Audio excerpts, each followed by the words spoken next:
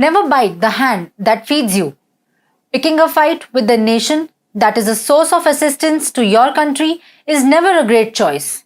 Tragically, the president of Malawi has had to learn this lesson the difficult way.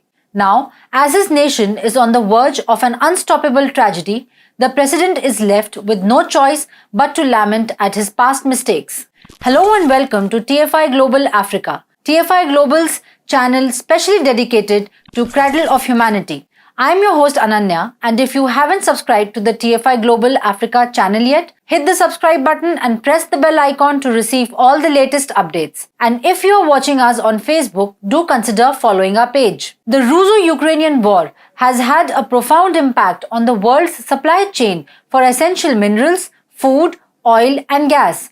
Together, Russia and Ukraine, often referred to as the breadbasket of Europe, export 29% of the world's wheat, 80% of its sunflower oil, and 40% of its barley.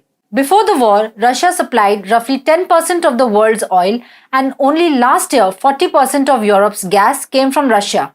While Russians and Ukrainians continue to be the main victims of the conflict, there have also been significant indirect consequences on the world's food and energy systems. However, the unrest is not limited to Europe.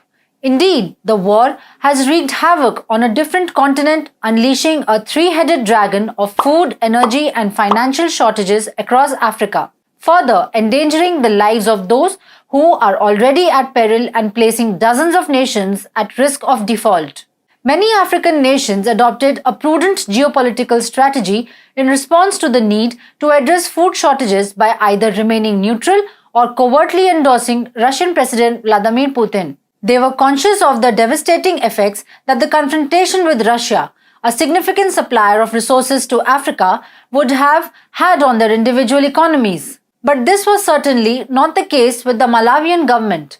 Within the South African Development Community and Common Market for Eastern and Southern Africa, only Malawi, a landlocked nation in Southeast Africa, voted to expel Russia from the UN Human Rights Council. The government even defended its vote against Moscow without taking into account the lingering effects that such a foolish move could have unleashed. Malawi voted yes. This was the second crucial vote linked to Russia's invasion of Ukraine that Malawi has voted. Malawi doesn't support war. We believe in contact and dialogue, Minister of Foreign Affairs Nancy Tembo said in an interview. However, all of the bravado was ephemeral. According to recent reports, in order to address a fuel crisis, Malawi's President Lazarus McCarthy Chakwera has directed the Reserve Bank of Malawi to prioritize purchasing petrol in any foreign currency the nation can secure. Drivers in Malawi have been compelled by the shortage to stand in line for hours or buy fuel that has been smuggled in from neighboring Mozambique.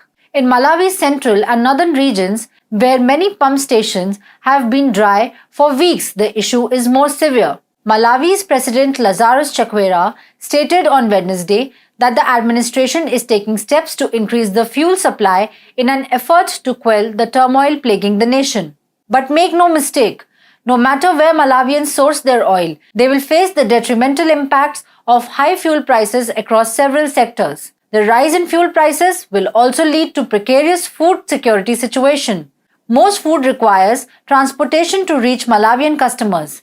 So even people who do not travel by vehicles to obtain their food will experience the impacts of rising fuel costs. Furthermore, this is not the only catastrophe the nation is currently undergoing. Bread prices have drastically gone up in the country as cost of living continues to rise. Some bakery managers blamed this on the skyrocketing prices of wheat globally.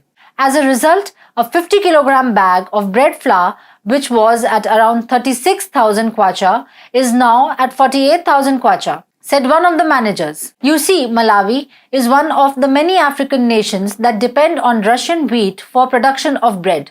Russia, one of the world's top wheat producers, supplied 17% of Malawi's food imports in 2018, including the majority of the nation's wheat. Additionally, according to the Malawian Ministry of Agriculture, this year's food output would be below average as a result of late rains and flooding. All in all, confronting a nation like Russia, which is a major source of resources for Malawi, was never a good idea. In a bid to kowtow To his foreign masters in America, the Malawian president has put the lives of his own countrymen at peril. With no sign of the Russo-Ukrainian war coming to an end soon, the lives of the common Malawians would only deteriorate further.